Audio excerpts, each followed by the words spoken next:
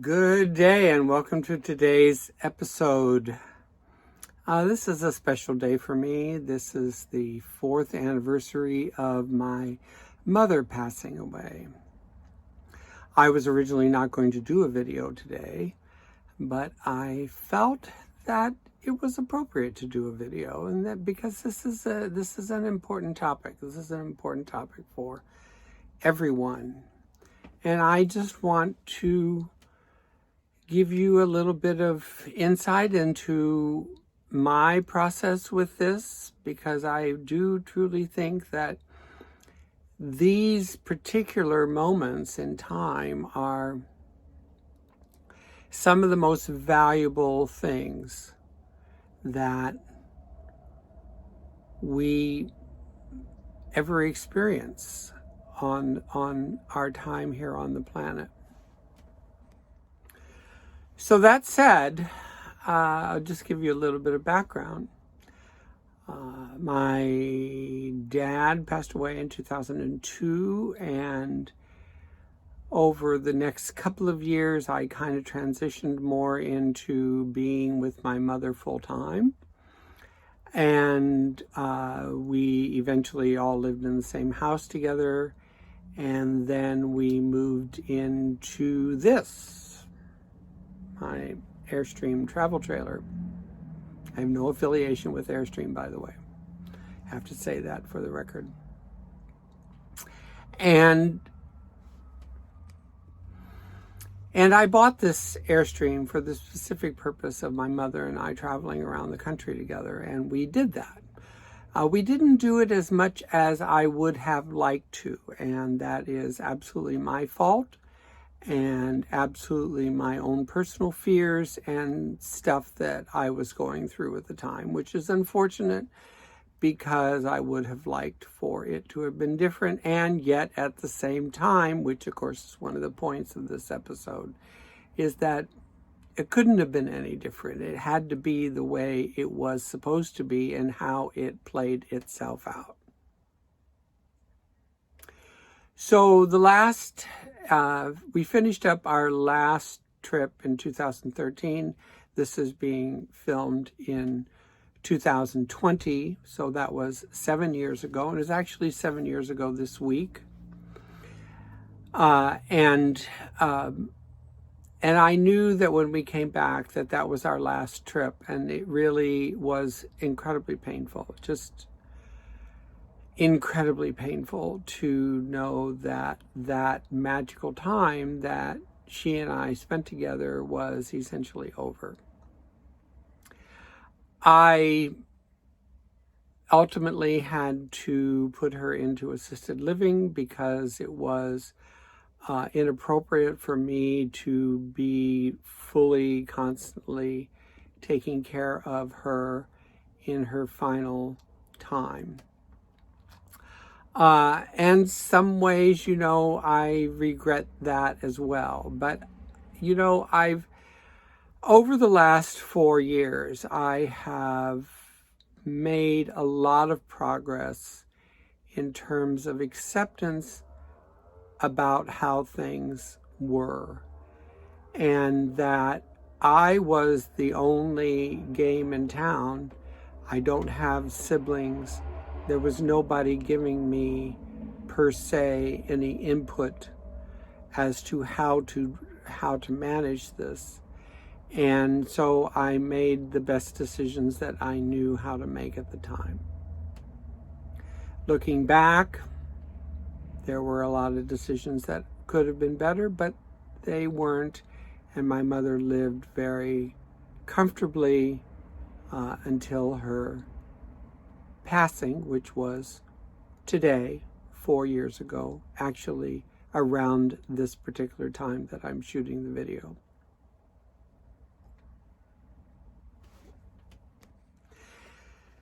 Really, the reason that I gave you all of that backstory is partly because there is a process here. There's a process that we all end up experiencing on some level or another. And whether it's with our own passing or with the passing of people that we end up caring for. Caregiving is probably the most difficult job on the planet. And nobody wants to acknowledge the fact that that is the case. I remember when I started to apply for jobs after my mother passed away, I said I was a caregiver, and everybody gave me feedback that said, well, that's not, you shouldn't even say that. And I'm like, but that was the hardest job I ever had.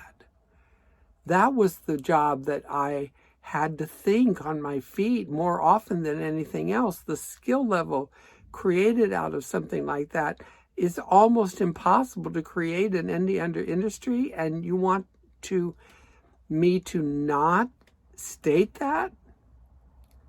And what that means is, once again, our incredible, as a society, as a Western society nation. I can't speak for any other nation than the one I live in, but our complete inability to deal with death. Just our complete inability to deal with death. I also just came, right before I recorded this, I came from updating all of my final instructions, my will, my trust, my medical directive, my power of attorney, and there's one other document. Oh, and my burial, all of that stuff. And I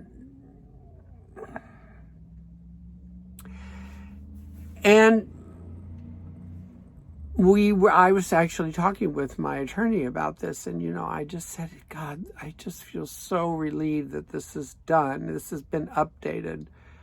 When I met with her about a month ago, we read the trust, and it was completely inappropriate for where I was at now. And so I'm so glad and so relieved that that has been addressed. That's an area of my life I don't have to worry about. But it goes, but we were talking, she and I were talking about the fact that everybody needs to do that, and people just don't want to. I sell people on the fact to do this all the time, and they just don't want to handle and look at this. And so here we are with my single greatest skill level, and people said to me, oh, you don't want to put that on there. I'm like, that was a 24-hour, 7-day-a-week job that I had for like 14, 15 years. I had to make split-level decisions at a moment's notice. That's a job. That is skill. And because people don't want to even look at these things, people are really taken aback by it. Anyways, so I guess the real point of this entire conversation is the point about healing from death. I feel today that I have healed tremendously from the loss of my mother. Certainly in comparison to the way I was 2 years ago, in which I was not real good shape. I was in pretty bad shape, as a matter of fact. And it was a really hard, very hard time. And today, when I woke up and I did my Ho'oponopono practice, it seemed to me almost like a normal day. And then, as the morning rolled on, I realized, no, it's not a normal day again. It is a day to be gentle. It is a day to acknowledge. I had this appointment, which I thought was the most appropriate thing for me to do on a day like today, which was meet with my attorney and get my stuff cleaned up for whoever is the person who's responsible for taking care of me during the end of my personal life. And it's a responsibility to take that responsibility in hand and do what's right, so that other people are not overburdened and overstressed in regards to last minute decisions.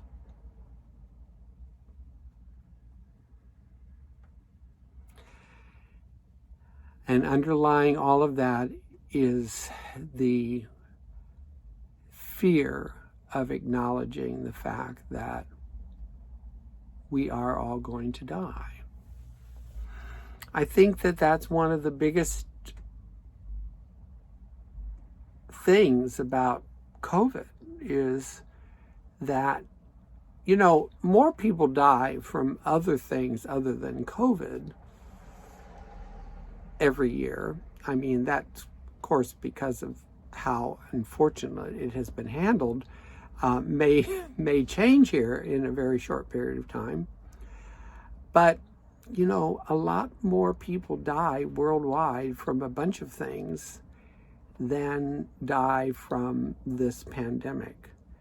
But the pandemic brought the focus in on death.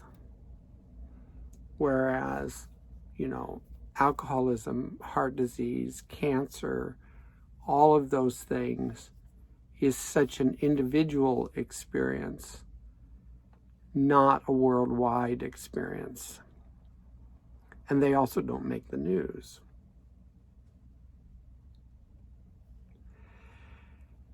So,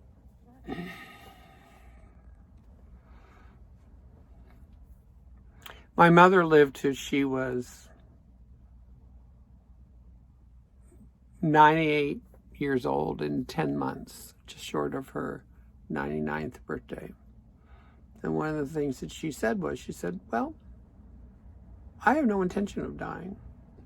And I loved that about her. And I think that that was one of the reasons why she lived as long as she did. And she lived a very full and meaningful life. But as I said on a video just actually quite recently, I don't remember when it was, but it's in the last few days,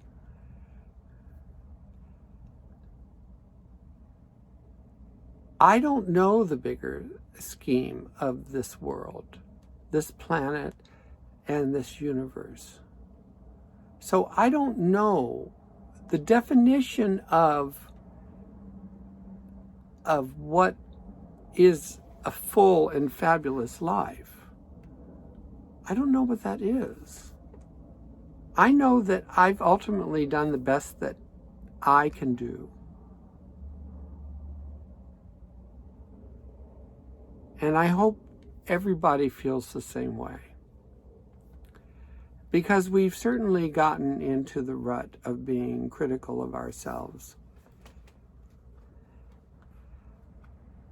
And I think that may be more the leading cause of death than anything else.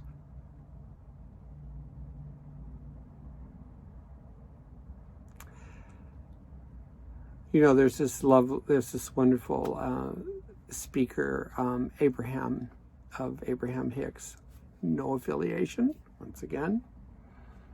And they like to call it croaking, because they like to make fun of it. They like to make light of the death experience. And I've sat with a few people during their dying experience, and it's a beautiful thing, and it's hard, and we cry, and we do what we need to do. But I know for myself that I had to make peace with my life and with my life with my mother, as well as my father, so that I could move on and do what I need to do in whatever number of years I have left. And I do address it. And I think about death every day. The country of Boudouin, I think it's called, Boudouin, is considered the happiest country in the world. And one of their daily rituals is that 5 times a day, randomly, they stop for a moment and pause and think about dying. And what that does is that gets people into the present moment. And it gets into people being appreciative of what they have. I have to tell you that that's true for me. I'm very appreciative for what I have. And it gets me through. It gets me through all of this. I hope that I conveyed something here. I hope that I conveyed the importance of acknowledgement of death. I also hope that in that acknowledgement, it actually is bringing more life to you in the present moment. One of the themes of this channel is living in the present moment. And that's what we get to do.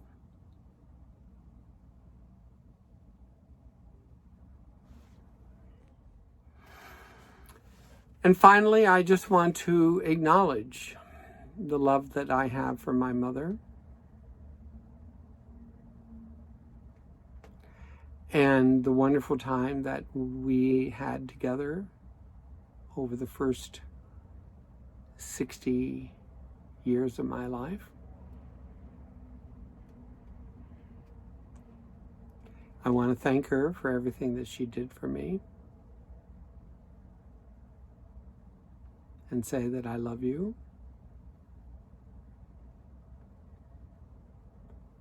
And I want to thank you for watching this very special episode of Castle Coaching. Merci beaucoup. Bonne journée. À bientôt.